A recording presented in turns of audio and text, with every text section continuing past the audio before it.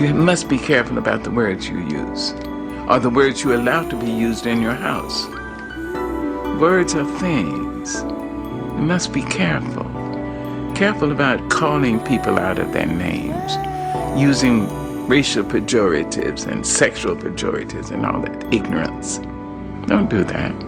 It's time to talk about it. Pull up a chair and take a seat.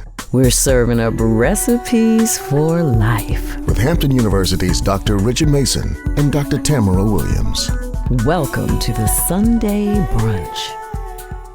This is Dr. Tamara Williams. And this is Dr. Richard Mason. Welcome to another edition of Sunday Brunch with the Good Doctors. The good doctors. So, how has your summer been so far? Let me tell you, it has not started officially. I'm trying to get it started. I enjoy our conversations that we have every weekend, every Sunday, but I have not officially started my summer yet. I'm working on it. How has and I know you haven't started your summer because I've been where you've been. Right. We just going and going. It's just nonstop. That's the problem. It just goes right in. One thing goes right into the other. The only thing right now, I'm just sitting here trying to deal with all of this heat. If we can just deal with this heat, I'm not a heat person in terms of summer. If it's the summertime, I would rather be on the beach somewhere. But having to go to work, having to do all of this other stuff, and have all of this heat, those two things just can't coexist in my world. I don't know what it is. Let me tell you, and the heat has been heating. It has been heating. We have to make up a word for it. It's been a lot happening for sure, and it's been unforgiving. And you say you want to spend your time on the beach, but it's really been too hot for people to even be playing out there. Like, Well, a cool drink on the beach is good, When I think of this kind of heat, though, to be totally honest, it's just like spending time at my grandparents' house. Your grandmama had that plastic on the furniture. no, And just did not turn on the AC at all. Oh, no. So you just had to sit on the floor and think cool thoughts. Yes, because if you sat on that plastic, you's gonna get burnt. 3rd degree burn. Yes, and the plastic was gonna stick all the way to your legs and every other body part. You have to get peeled off that plastic. Everybody remembers that plastic. Absolutely. Wait a minute. Look, the plastic and those little plastic runners that had the little knobs on the other side that if you stepped on it without your shoes on, You tore your foot all the way to pieces. Yes. Carpet. They used to put it right on top of the carpet. Exactly. Churches and grandma's houses. Right. I tell some of the young folks, y'all just don't know what good living was all about. Listen, but we're gonna stay away from that conversation. We're gonna stay away from that conversation because we'll start sounding like some other people. Yes. And we're not trying to make anything back the way that it was. No, not at all. I don't want to go back to plastic furniture and run plastic runners. So we recant those statements. We are definitely not trying to go backwards. We definitely want to be going forward. We want to progress and do better. So now our furniture, we sit on our furniture. Right. We have with upholstery cleaner and top guard just spread on the furniture. Yes. Prevention. We got that covered now. And so in the living room, people can actually live now. Yes. And not avoid those rooms. And so we not avoiding those rooms. We couldn't even go in certain rooms in the house. That's right. We could not go in certain rooms. That was my mama's knick-knack kingdom. You hear what I say? All you could do was go in there and dust when you had to. That's it. But otherwise, We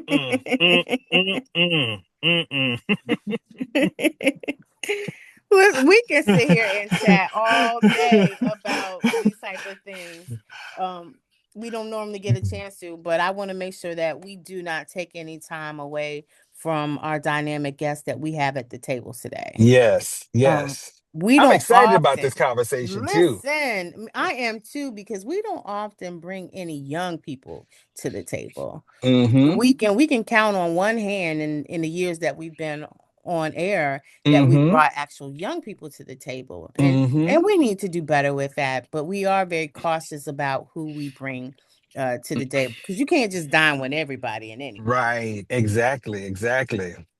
But I'm gonna tell you who we got today. I'm just excited about this conversation because one, the experience that this young person had, but then also the resilience and how he has used, everything to overcome the challenges and all of whatever, and then what he has done to turn that situation into opportunities for other people and an opportunity for growth, especially. So I'm excited about this.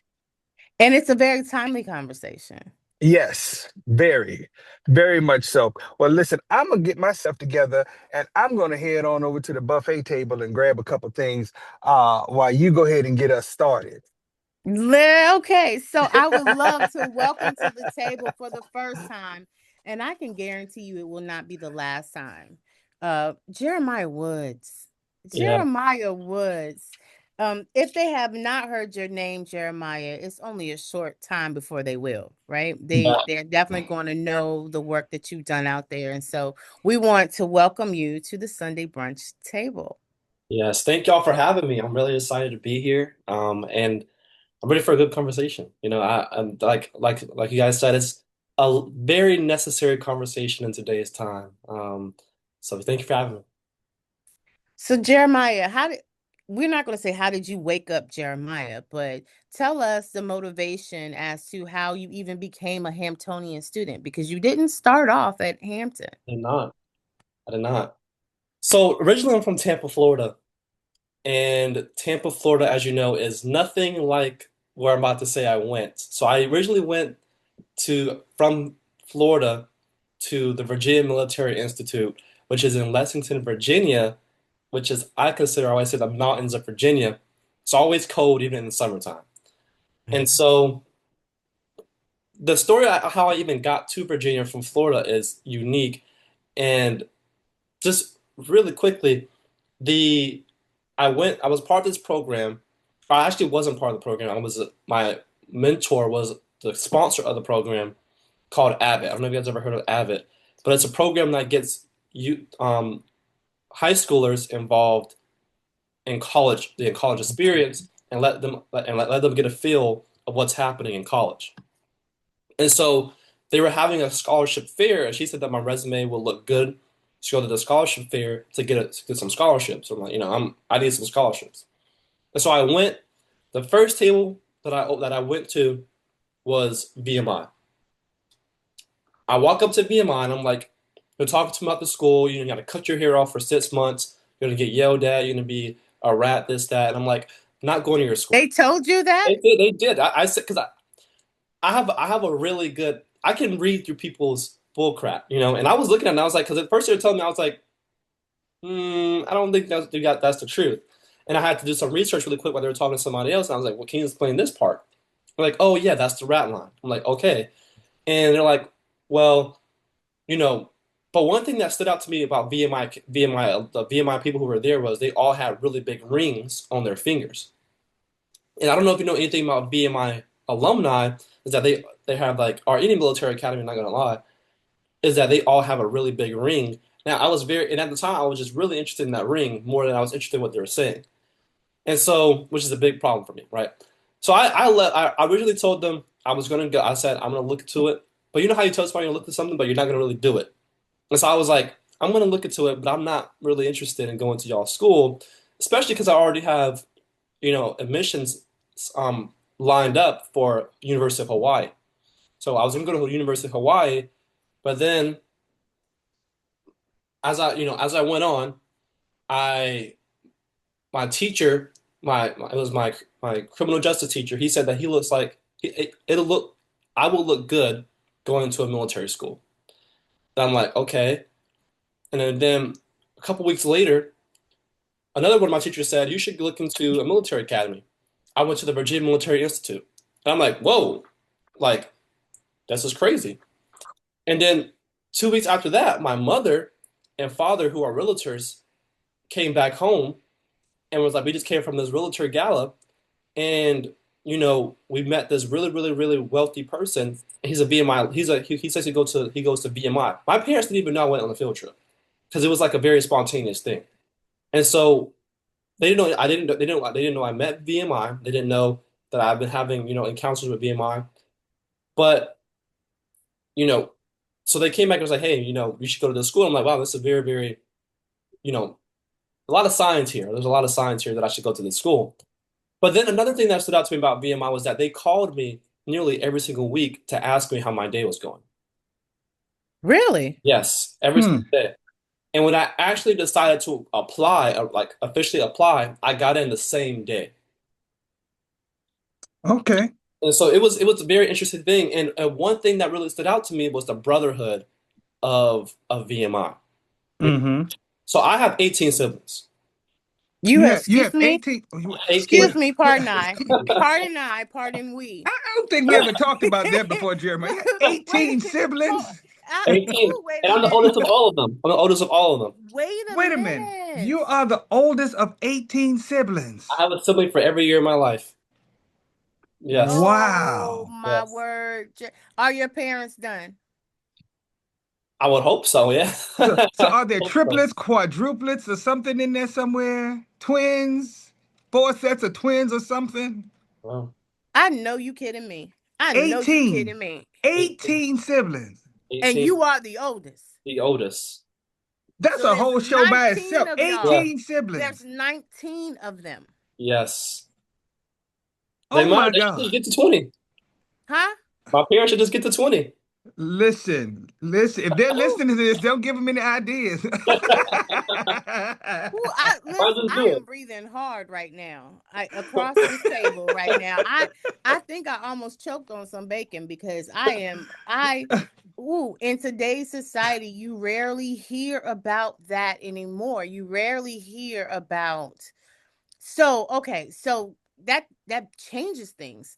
So for someone to check in with you specifically and give you that type of attention, I can imagine how that looks. And then you said it was a brotherhood. So you understand Right. what a siblingship feels like. Right. Yes. Right. Mm-hmm. And the biggest thing for me was that I'm the oldest of all of these kids. Mm-hmm. I had to really be a third parent. I had to be Right. that's getting the calls, say, hey, talk to your brother about this, talk to your sister about this, Mm-hmm. there. And so this thought of a brotherhood was something that while I have a lot of siblings, I never really had a real experience with brotherhood. Mm-hmm. And so I was really, really into that, even though so I don't know what happened. I guess after all the signs, after the phone calls, I decided maybe VMI is the place I should go. Mm-hmm. I Mm-hmm. didn't do any research, which we're going to get into. I didn't do any research about the school itself, which is Okay. a problem. I only did research on the rat line, the surface level stuff that I tell everybody about. The rat line, the Mm-hmm. military structure, what you can do after VMI, the rings. Mm-hmm. VMI cadets make the, they make $84,000 after they graduate. Yeah, it's a big network. I will tell you, it really is a network of brotherhood. I've seen relationships, and like we talk about the HBCU experience and connecting with other people from Hampton and other people that go to other HBCUs and stuff like that or whatever, they're door openers. But at the same time, VMI has that same kind of network when you're talking about, hey, I'm graduating with a degree in finance. Guess what? Oh, Full-time job. Joe Jones from the class of 65, he has a finance company. We got you covered. Oh, so and so is the CEO of this company. We got you covered. And that's how you walk into Right. your destiny with that type of relationship. I mean, doors are open for you easily. When you wear the ring, bottom line. Yeah, and it's a very huge ring. I still have the ring. I wish I could show you. But you go to a ring, it stands out before you even speak. And so Right. You say you still have the ring. So is the ring something that you get as soon as you're a student there, or? I have to work for it. Oh, so you earned this ring. I earned it. And I'm gonna tell you how I got the ring. And so, I'm gonna fast forward fast forward. VMI gives me a scholarship, a full ride scholarship. Mm-hmm. I'm like, this is just crazy. The phone calls, helping me get a full ride tuition in school paid for. It's like this school seems like a great school. Mm-hmm. I get there and I experienced racism the first day. Mm-hmm. Very first day I experienced racism. I can tell. Like I went from back at home in Florida. I went from an inner city school, which they call the black schools, to a country school. Mm-hmm. So I know the difference of what treating me with respect and treating me with indifference is from that experience back at home. But some Mm-hmm. other black cadets were like, no, this is just what it's about. This not I don't racism and then me being in the military structure are two different things. I know the difference. Mm-hmm. You can have some tough love and training without being racist. Yes. And so I Mm-hmm. reported that the first day I was at the school, I reported racism. Mm-hmm. Mm. And they're like, no, this is just You said the first day you reported it, so you didn't just experience it; you reported it. I reported it. And Mm-hmm. I don't know if y'all know anything about me. Mm-hmm. I document everything. And so As you should. everything. Mm-hmm. So I reported it the first day. First day I reported it. And they're like, no, this is just the experience. This is just how it is. Okay. But as we progress, the rat line ends. The rat line is like an 8 month period. I'm so nearly I'm experiencing racism without any defense every single week. I'm a freshman having a meeting with the superintendent of the school about racism, the president of the school about racism. Mm-hmm. We Mm-hmm. go on into my sophomore year, February. This is after the Trump administration or the Trump administration finally gets in office. Mm-hmm. The first thing Trump does is slash DEI. Mm-hmm. In that, General Wins was the first black superintendent of VMI. Mm-hmm. He was put there in 2020 when there was an investigation on VMI for racism and sexism. Yes. Mm-hmm. This was the governor's administration who was a VMI alum investigating VMI. Yes. Mm-hmm. That investigation comes back and says VMI is harboring racism and sexism. They need to do something about it before we do something about it. VMI, in response to BOV, puts in an interim superintendent, General Wins, the first black superintendent. 2021, he becomes the official superintendent. He takes down a whole bunch of Confederate stuff. VMI community goes crazy. Mm-hmm. And so in 2024, 2025, Trump administration's newly in, they fired General Wins all because they didn't say why, but we all know DEI, Mm-hmm. Mm-hmm. which was really weird because VMI is not a federally funded school; it's a state funded school. Mm-hmm. So you're following directions to the president, who's not even your boss. Your Mm-hmm. president is the governor. And at the time it was it was Youngkin. But I knew, I'm like in my head, because I know how politics works, I know how government works. In the recent election, I was like, this is not going to sit well for y'all. Y'all just have a newly elected Democrat government. This is not going to sit well. And not only is it just a Democrat government, the people who are in charge are all black. Mm-hmm. And the day that they fired him, the Speaker of the House is at VMI. Speaker Mm-hmm. is at VMI. Mm-hmm. So I'm already knowing y'all are cooked. And, so I call out the racism. I say, if General Wins leaves, I said, this is racism. VMI has only Mm-hmm. been there since 1839. They've only had 15 superintendents. General Wins is the 15th superintendent. You don't get 15 superintendents since 1839 by superintendents only serving for 4 years like General Wins did. They served for life nearly. Mm-hmm. And so for them to fire him was a blatant act of racism and break of tradition. And so Mm-hmm. I called that out. A school that's so in tune with tradition and stuff like this, y'all just did a very racist thing to fire somebody for no reason. Called Mm-hmm. out, and I organized a group of cadets to talk to the Washington Post, and people find out that So once again, you were making reports. reports. I remember a lot of black superintendent was I was making reports Mm-hmm. Mm-hmm. because, and so I organized a group of black cadets to talk to the Washington Post anonymously. This was the first time I talked to the Washington Post anonymously. Okay. However, they find out that it was me and another cadet that spoke to the Washington Post, and even worse, they found out I was the one that organized it. Okay. I don't know if anything about VMI. While it's a very close-knit environment, it's a very, very conservative, close-knit environment. Mm-hmm. And when those kids found out it was me, it ripped Mm-hmm. me to shreds. I was all over social media. Mm-hmm. Threats. I had to get escorted to class. It was bad. They had to change the locks on my doors to a different room. Mm. Roommates, it got so bad that one of my roommates who are really close friends, I'm really close friends with, left the school because how much attention that I was getting. Mm. And so Mm-hmm. I decided that I was going to leave that year Mm-hmm. and stay because the school offers me money to do research on slavery at VMI. Okay. So the project was called African Americans at VMI from 1850 through 1865, and this is where the peak of my exodus from VMI came from. I did research on the school's racism, not on the school's slavery past. Mm-hmm. Gathered all that. Which is racism. What was that? Which is racism. Right, which is racism, right? Right. We Mm-hmm. did that research to I kid you not, a standing room only audience. The mayor of Lexington was there. The vice Mm-hmm. mayor, city council members, VMI alum flew in, cadets, students, staff. It was Mm-hmm. room only in this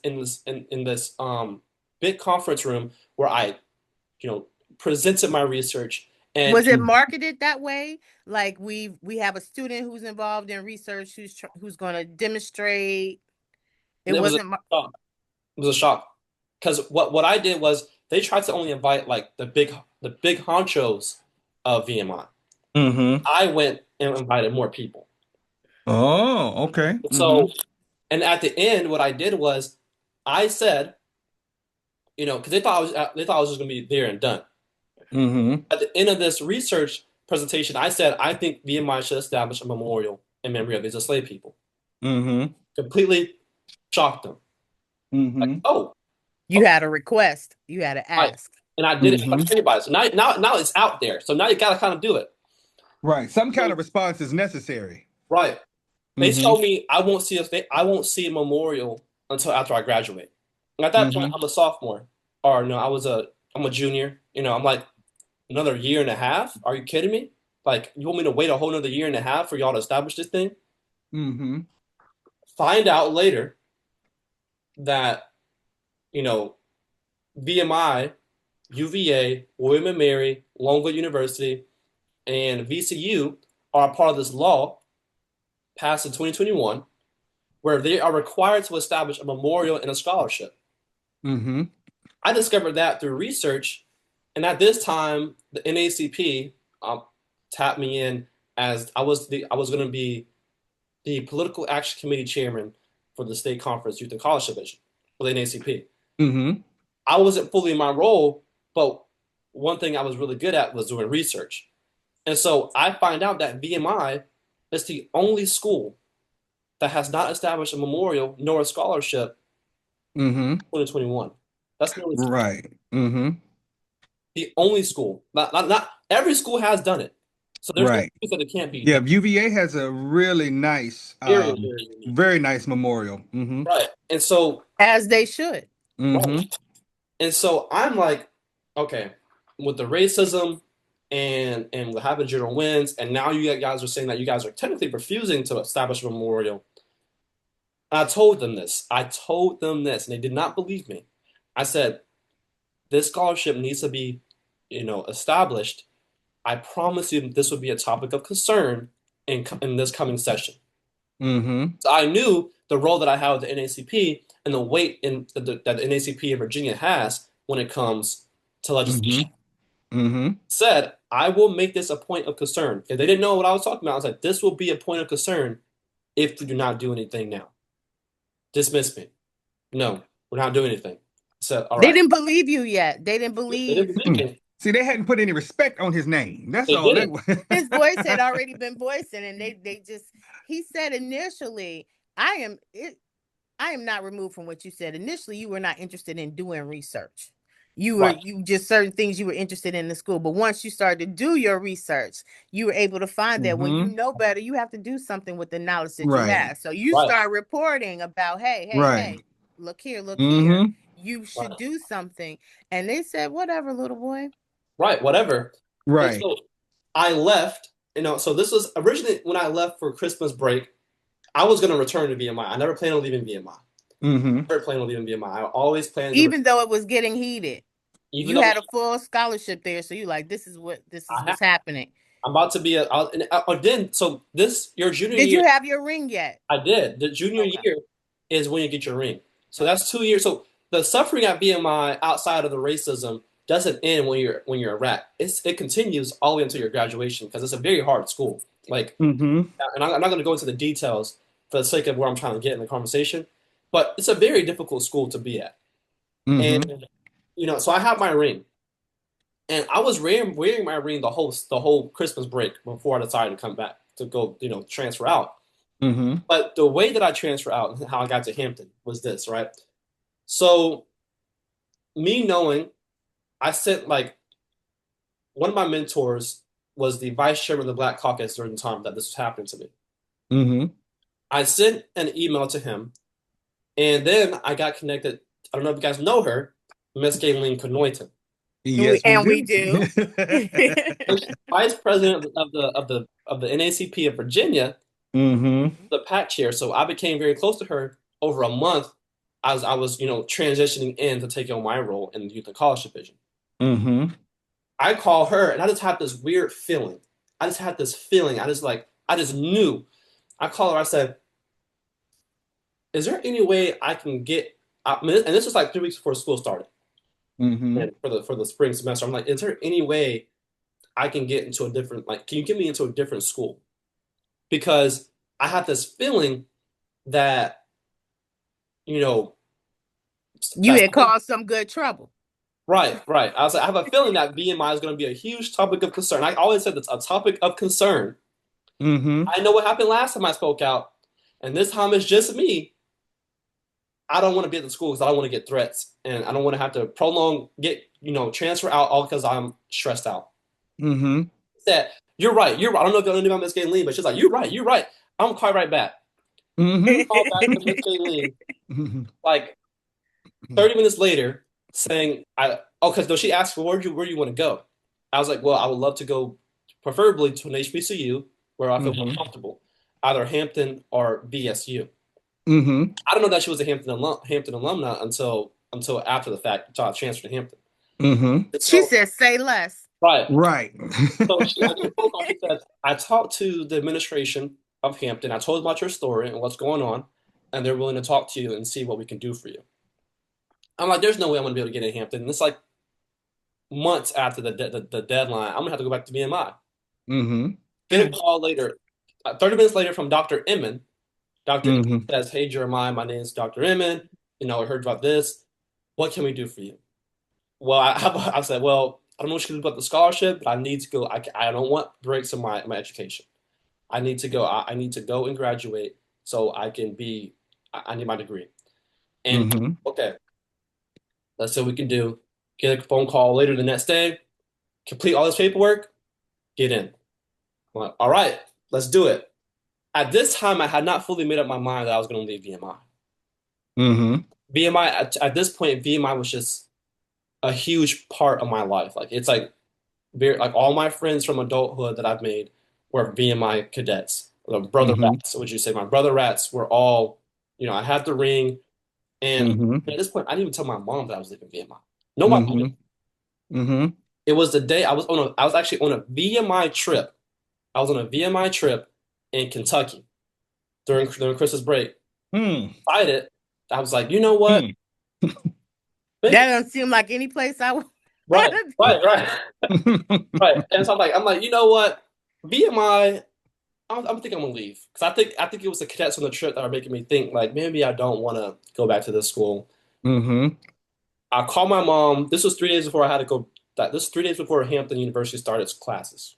Mm-hmm. I'm in Kentucky, and Mm-mm-mm. I'm like, "Hey, mom, like I want to let you know, I am not returning to VMI." And she's like, Mm. "What you mean not returning to VMI?" I was like, "Well," I explained to her everything that was going on, and She didn't know up until that point what you had been through. she had known because she had to call the school multiple times on my behalf, but Mm-hmm. she didn't know that I was given the opportunity to leave the school. Okay. Okay. So Mm-hmm. when I told her, she's like, "No, you're not." I was like, "Sorry, mom, but like I gotta be a grown man in this decision and let you know I cannot return to VMI for the sake of my safety. I can Mm-hmm. mental safety, physical safety. I cannot return to that school at all because I was going through some mental challenges as well when I was in school. It was Absolutely. really like Yeah. it's Mm-hmm. bad, And so I was like, I don't want that stress anymore. And then and this is where I'll always respect Miss Gayleen because Miss Gayleen helped me transfer from, she helped me get a U-Haul to go back to VMI, grab my stuff. So the day that I went to VMI to grab my stuff was the day that all the cadets returned. No one had known I was leaving VMI. No one had known. I went to VMI, grabbed all my stuff, and they're like, "Where are you going?" I'm like, Out of here. "Out of here." Actually, Right. I didn't tell anybody anything, so I posted on LinkedIn that I had transferred. And I posted on LinkedIn that I had transferred as I was driving away from VMI. Mm-hmm. And so I'm getting phone calls from my brother Rats, like, "What's going on?" And keep this in mind. The chief of staff of VMI, when I spoke out about General Wins being fired, he had asked for basically lunches with me every single week. So I get a phone call from the chief of staff, like, "Why are you leaving? What happened?" He knows what happened. He knows. Right. Yeah. Exactly. And And he knows why. Right. We're gonna play right. dumb. And I'm just like, I'm like, everybody's so shocked. Everybody's so, They what's didn't believe that you would do it. they didn't believe that I would do it. And so I think he was calling me for like a savings, like, "Hey, like, please come back." Because they know if I'm under their command, I can't really say what I want to say. But now I'm at Hampton, so I transferred to Hampton University. Same day classes start. I didn't have classes I didn't have a class registration until the third day of classes at Hampton University. Mm-hmm. And so go to classes, and at this point, the session starts. I'm in NACP lobby day, my first NACP lobby day as political action chair.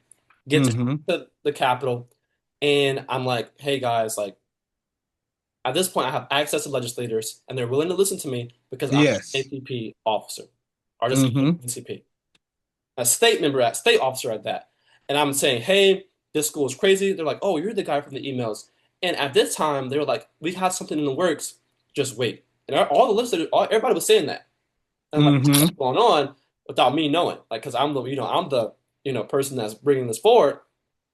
And same day I'm in the Capitol, NACP reception, article comes out about bills addressing VMI's racism. One would take away VMI's funding. The second would put VMI underneath VSU. And there was a third one. I forgot that one. But long story, to conclude that the transition out of VMI, at that moment I knew I made the right decision because You were checking with their funding. That was going to be a whole problem. And their autonomy. That was the other piece. Under a HBCU. Under an HBCU. And I was like, this is what they deserve. They need it. VMI can't establish a memorial and a scholarship for enslaved people, but they have over 30 pieces of Confederate monuments around the campus. Yes. There's I don't know if you've ever been. I don't know if you've ever been to VMI before. There's a huge. You go to the memorial or the chapel of VMI. There's a huge painting of Confederate troops being romanticized in the chapel. And so, and I will get it. Like, VMI itself is a good school. Like, great. I learned a lot of discipline at VMI. It's a very prestigious school, I believe. Powever, what type of prestige are we creating? Are you creating prestige of we're creating more racism? People who have power and are racist, or people who can change stuff and be a light in the world. And so, I'm at Hampton, and I got asked to speak on the bills. Testify my story on the bills. Again, only person there, Ms. Gayleen. Then the Washington Post calls me. "Hey, we heard about you. We see what you're doing. Can we monitor your story?" Sure. I write an article about it. Article gets published, and at this moment was when my life really changed. The article came out. Getting phone calls from senators and delegates that I've never met in my life. "Hey, we'll let you know that we're going to fight for you." I got a phone call from a congressman. It was just a lot of support, but on the other end, it was also a lot of hate towards me. VMI, I don't know what happened, but VMI cadets were saying that I got kicked out of VMI. That shouldn't be listed. They created a different narrative? They did. They wanted to create a narrative that they could believe for themselves, because when you have situations like this that challenges your own truth, that's the thing. Some of them probably have histories of alums being, my grandfather went to VMI, my great grandfather, my father. My kids are going to VMI. Right. But Legacy now, stories. right, Yeah. and now you have something that challenges this beautiful vision of VMI. You have to, in order to survive, sometimes people will tend to make up a narrative that's believable for them that doesn't taint their historical perspective of what they reverence. So that's what they were doing. Right. And I mean, I had somebody call me the day that I spoke out on the Bills. One of my closest friends at the time. I'm not gonna say his name, but he was my closest friend. I was like, he's a white person, but I was like, out of anybody, you should Mm-hmm. be there supporting what I'm doing right now. He calls me. He says, "I believe you were planning to hear about the NACP to gather in some information and then put it all out." I was like, first of all, that sounds stupid. That's how He believed you were a plant, he said. planted by the Wow. NACP. Mind you, I had never been a part of the NACP until the point of me being an official officer after I left VMI. Mm. And so it was just all these narratives. And I mean, you could probably still search it up. I was all of the alumni group chats. And I'm in all of them. They don't know I'm in all of Mm-hmm. them, but I'm in all of them. All alumni group chats on the comment sections on the Washington Post article that came out. It was like it was bad. My mom told me. So when it came out, my mom gave me a phone call. She's like, "Hey, checking in on you," and I'm like, I'm okay. I'm okay. But it was a lot. But that Washington Post article put me in a position to start doing the things that I'm doing now with civic engagement. And so I love my first semester at Hampton University. I mean, even though the students didn't even know me, they were still reposting my article. Mm-hmm. They were supporting me, and it's a really good. I mean, talk about brotherhood or sisterhood. I only see Hampton students lifting each other up, you know, Mm-hmm. and that was something that I did not have. I've never been to an HBCU before in my life, and so it was a huge transition from PWI, Culture shock. right? Huge culture shock. I mean, And had you ever visited Hampton? never. Now, see, that says a whole lot to me in terms of one, you stepping out into a space to deal with some of the things that you were dealing with, but then also having to leave a space recognizing what the HBCU meant as far as a safe harbor, because that's part of the premise why HBCUs exist. And people always have this conversation about, are HBCUs relevant and needed? And that's a clear example. Right, Sight unseen, you understood the assignment of an HBCU being a safe harbor for you, right, and you showed up. right. So you picked it because I remember what you said. She asked you where would you like to go, and you picked two. Is it because you had researched what was in close proximity to where you were, or how did you come up with that? So I originally found, so I wanted to stay in Virginia Mm-hmm. Okay, see. because I could have just went back home to Florida, but I would think me going back home to Florida would be a defeat for me, at least in the eye Mm-hmm. of other people back at home because I'm returning back home. Mm-hmm. Mm-hmm. I'm the first in my family to go outside of Florida to go to college. And Mm-hmm. so, and my parents were split, and my father's side, nobody has a college degree. Okay. So I'm the first one to have a college degree. Mm-hmm. And You said so, your parents are split yeah, my parents were split. My parents are like, after 18 kids. well, my mom has not, they're not, they didn't have Oh, kids. Father, that's a gotcha. for a different day, but my father has all the kids. Okay. Um, Oh, see, I thought, hey, that was a whole nother conversation because I thought, right, He a said whole other yes. He said conversation. his father has all the kids. Okay. Right. And so I'm like, at this point, I am, I can't return back home. I'm going to mm-hmm, college. I'm going to be the first with the last name Woods to have a college degree. I need to stay here in Virginia. And at that point, I researched all the HBCUs in Virginia. mm-hmm, And those are the two best colleges in Virginia. I didn't find out until later that Hampton was a really, really good HBCU. And I Mm-hmm. was really lucky to be there. Welcome home. Right, right. And I yes. was really happy to be at Hampton. And like I was like, this is really good school. I mean, they had me in a good dorm. It was just the food was great. People said the food was nasty. From what I was eating at VMI, the food was great. Oh, it's seasoned here. Yeah, Yes. everything. I'm from Tampa Bay. I'm used to being on the bay.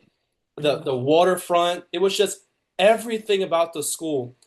It felt like a good conclusion of a story. Like, okay, Mm-hmm. and at that Mm-hmm. point, it was a good conclusion. I was done with VMI. Although a little bit into the Mm-hmm. months, I was And having I wouldn't call it a conclusion. I would just say right, it's the beginning. right. I mean, yeah. Book one was concluded. I think book one was concluded, and I'm on this new journey now Yes. with the things that I'm doing with youth civic engagement. Mm-hmm. I Mm-hmm. want to go back a little bit because um it makes sense now you saying that you are the oldest of your siblingship as to how mature you are at Mm-hmm. your age now. But what really got you engaged into the civic activity? Because you had knowledge to know Mm-hmm. that something was against the law, it wasn't right. And then you had the procedures of who you should talk to. So what got you involved with that aspect of or wanting to understand how that operates? So I've always been interested in politics and government. I think Mm-hmm. I've always been interested in government.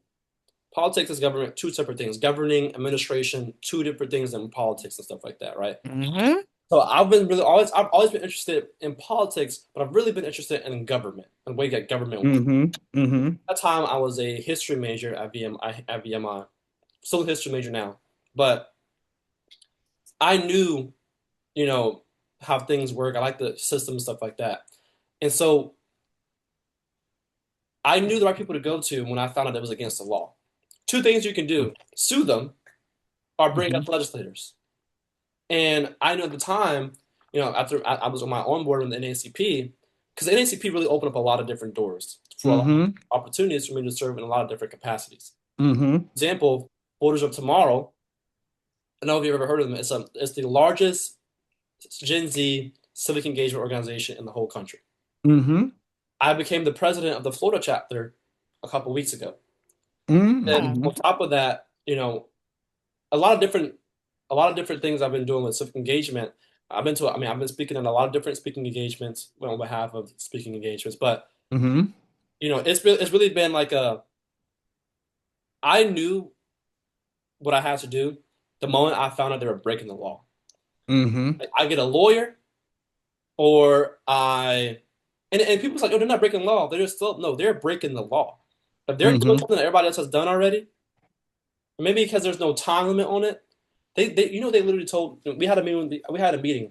They said we'll have something by 2030. 2030, 2030. a whole decade. Like, That sounds like somebody said it's going to be somebody else's problem, but not mine. I'll Mine, be yeah. retired and I'll be done by then. One right, day, not 2 day. Right. Mm-hmm. and so after that moment, and I think after the moment that I had during session with civic engagement, as in me going Mm-hmm. to the Capitol, calling on legislators to vote in a certain way about this bill on the bills, Mm-hmm. it got me more hooked into the need and the power that people have when it comes to civic engagement and being involved Mm-hmm. in their local politics and being involved. And because there were times Mm-hmm. where I had to call the Lexington mayor and said, I need you to write to the legislators. I need you to write. Mm-hmm. I said, you were at that presentation. This is VMI belongs to you as much as it belongs to an alum. It's in your city. Mm-hmm. You're a huge part of your city. You gotta give us You have to help the adults be adults. right. Mm-hmm. Right. And so then the bills are passed with a lot of amendments. A lot of amendments. Mm-hmm. And the governor makes more amendments to the bills. And it was just a lot. It was a lot. And at this point, I was trying to keep that life, what was happening, away from Hampton University's life. Mm-hmm. You know, Mm-hmm. I wanted to just You were trying not to taint it. right, It makes right. yeah. I was really just trying to come to Hampton University. And I really, at this point, didn't really have a normal college experience. Mm-hmm. And I still haven't had that one semester where I'm just a college student. I don't think that exists for you any longer. Your life is beyond just being a college student. Right, and I do think that as well. And I think what I mean is just like Mm-hmm. no problems, no Okay, drama, got you. no drama. Mm-hmm. Like at this point, every single semester of my life or a semester of my college career, I've been calling out racism, calling out Mm-hmm. stuff, and I haven't really. Even when I got to Hampton, I was still calling out the racism at VMI. So I really want to Mm-hmm. keep it separate because I didn't want people to know that I kind of like a Batman type of thing. Like, I'm like two separate You lives. didn't Like, want to be known for that here right. specifically I at didn't want to be. I didn't Hampton? want to be known as at Hampton University. I wanted to be known as the new kid who came from the military school, possibly. But then Mm-hmm. the article came out, and one person reposted it. It changed a lot for me. But then Mm-hmm. now that I'm actually more vocal on social media when it comes to things that I'm doing, it's really hard to just go back and I want because my goal was never to become. I was talking to one of my friends about this other day. I said my goal is never to become what I am right now. Like Mm-hmm. I'm not like a household name, but my name is very known in certain circles. And Mm-hmm. I really didn't want to become like this youth activist type of person right now. Like my goal was to go to the military, go to law school, and then possibly consider a life in politics Mm-hmm. after military. Mm-hmm. You're definitely a politician. Mm-hmm. We'll see. But I It's no, we already are seeing it. We've right, already seen it. You Yeah. you decided you wanted to do something about it. You researched it. You figure you would change legislation on these different things. You're getting bills created. Mm-hmm. You're already a politician. right, Well, let me say this. You're a statesman, not necessarily a Okay. politician. And I would Okay. say a statesman for the fact that you got involved in politics because you saw something that needed to be changed. Absolutely. Okay. And you stepped out into those areas. And a lot of times people become household names. They've gone down in history books because they've seen some things that needed to be done. It's not that they set out and said, "Hey, I think I want to be a martyr. I think I want to do this. Let me just jump right on into it." No, you saw an injustice somewhere, like Barbara Johns. She right, saw so it's like you see these things happening and you say, "I'm going to do something about it." right, A good friend of mine who passed away, Golden Bethune-Hill, they sued the state dealing with education and everything, just access, so right, people set out and said, we're going to make a difference. We're going to, try to right some wrongs and hold people accountable. Laws were put in place for a reason. And it's when people choose to overlook them, try to circumvent them, try to bend them to their needs and things of that nature, whatever. It's people such as yourself who say, you know what, I'm going to step up and do what's right. right, Hold people And you have accountable. to see Yes, something, say something, do something. right. exactly. And you become that voice to the voiceless. And you said you were still calling out, even though you removed yourself from the situation, even though you're no longer in Florida, you're still calling out, you're still handling things locally Mm-hmm. there too. And so it's in you. And I don't know that you could sit still and not do it at this point. Right. I don't, Yeah. and that's my thing. I'm like, my goal is still to go to law school. I still plan on going to Mm-hmm. high school. I actually started studying for the LSAT yesterday, so I have I'm starting to studying for the LSAT and stuff like that now. Mm-hmm. But so I think with the law degree or just more education in general, I can do a lot more. You know, Mm-hmm. but I really do because I told people I said y'all think I'm a problem now.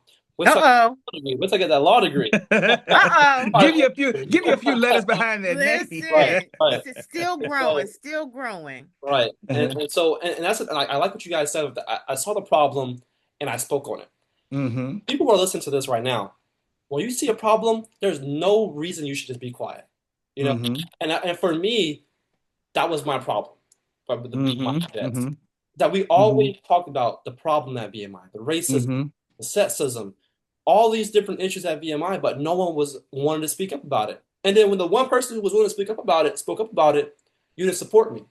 You They Mm-hmm. cowered and ran. That's what people Right. do. and some Mm-hmm. people to me the VMI even put at this point, VMI had a black regimental commander and a black school president.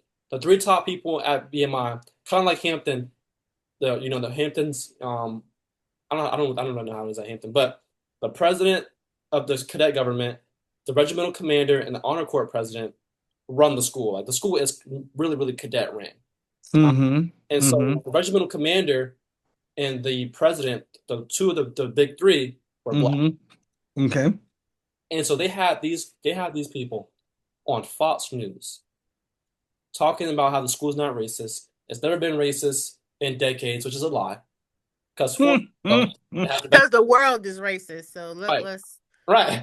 yeah. And so for me, it was just like, okay, I'm being portrayed left and right, and it really did, put me in this state of like it trust issues with certain people. You know what I mean? Like Mm-hmm. me, I've gained this trust issues type of mentality, or not type of mentality. I have trust issues with trusting certain people, and on top of that, it was just mentally Mm-hmm. Draining.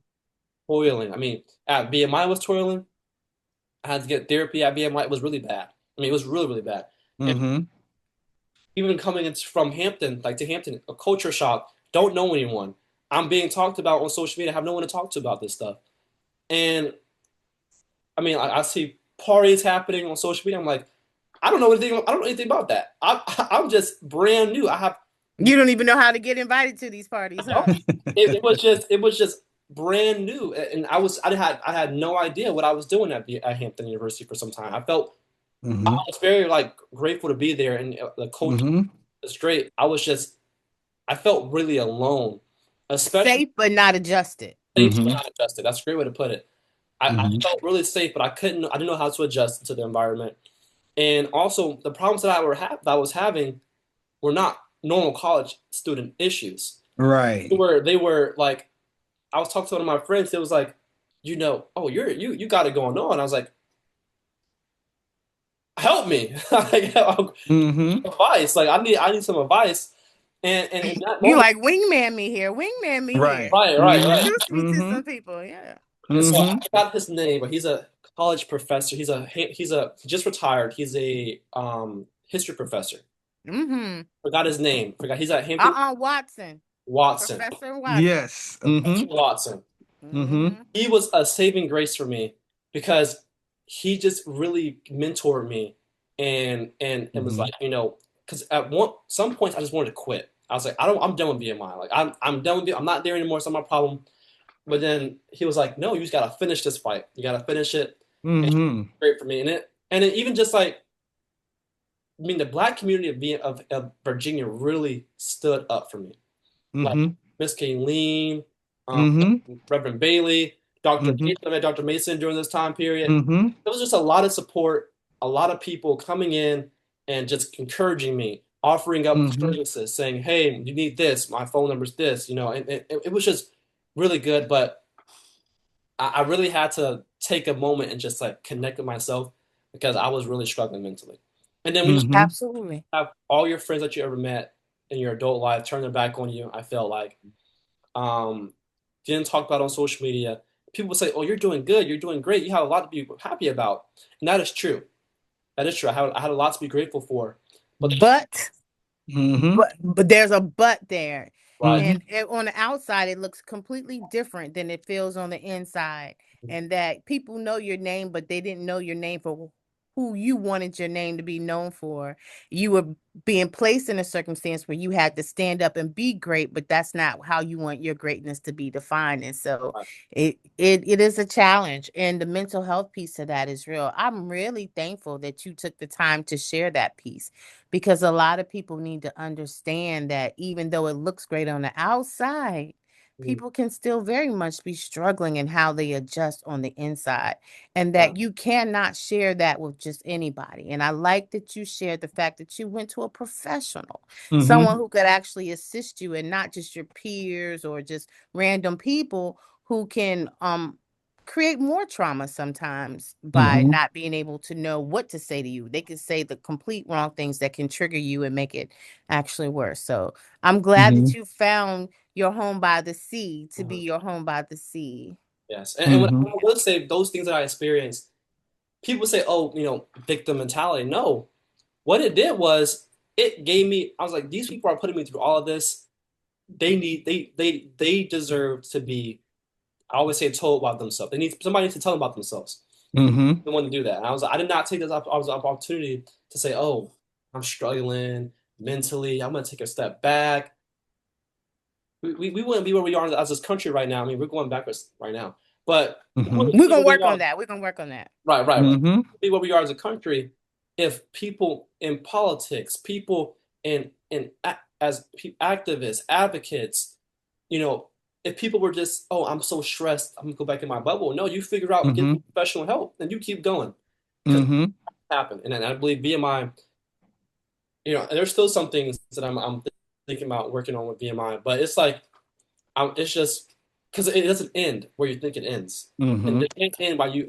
If it ends, it needs to end because you physically cannot do it anymore. Mm-hmm. You've done the work for so long, you need to retire. But quitting is not an option for me. And I told people that. I was like, the difference between me being a victim and me not being a victim is that I didn't just cower it away and not speak about this issue. I kept going after the fact that y'all brought my name to the dirt in the VMI community, Mm-hmm. Yeah. Now imagine you going back and running that school. I don't know about that. Well, If I could and maybe not running it, but being a part of the the body who board, deal with yeah. legislation and stuff like that or whatever. Because one of the things you've landed, and I'm sure you appreciate where you've landed in terms of Hampton, but I don't think you understand the magnitude of where you've been planted at this point. And I think, and see, and that's what's so crazy to me. Because not only am I placed at an HBCU, I'm by the water, but the whole concept of Hampton University for me was just freedom. Mm-hmm. And I found out about Emancipation Oak. Station Oak. I knew you were Yes. headed there. Mm-hmm. Mm-hmm. And I was just like, this is just God. Like, Mm-hmm. I am placed in a place where it's the beacon of Black freedom. Mm-hmm. The Mm-hmm. beacon of it. And Mm-hmm. for me, Hampton University just represents freedom. Like, I'm with military school, rigged it, get here, get there. When I tell you to do it, how I tell you to do it, wear this, wear that, you do what I tell you to do. And I got to Hampton and I felt so free. I felt so free. And a lot of people are like, "Oh, you feel freedom here? We have curfew." I'm like, that is You're like, whatever, that's Right. nothing. That's nothing compared to what I was doing. To being a rat. You Right. heard what I said? Yeah. It's, like the snacks, the food is really, really good here, y'all. Right. So we Like, have more to see. please, more please. Right. And so it's a concept like Emancipation Oak, and then on top of that, Hampton, Virginia, in general, first Mhm. Black African Americans, first Black slaves coming to the Americas. It was Mhm. 1619, yeah. Mm-hmm. just, so for me, it was just a lot of Black excellence represented not in just the student body, the professors. I mean, I've never really had Black professors or teachers up until the point of me coming to Hampton University. Mm-hmm. Black professors, Black teachers, and then just the history of Hampton University. Mm-hmm. It felt like freedom. It is freedom. Does it feel like Yes. freedom? And so I don't know. I'm grateful to be at Hampton University. I told Dr. Emmett, I was like, thank you. Like, Mm-hmm. y'all could have said no, leave you on the side of the road. You have to figure your own issues out. But instead, I got offered support. Mm-hmm. Mhm. So not only I got here, they offered me support. They offered up counseling services and say, hey, you know you're Mhm. don't stop. Mm-hmm. Here's some ways you can cope with what you're dealing with. Mm-hmm. Mhm. Which just, I love Hampton. I love Well, Hampton. and Well, Hampton Jeremiah, loves we are you. okay. We are so happy to have you here in Hampton, and I am so glad that we were able to have you on the show today.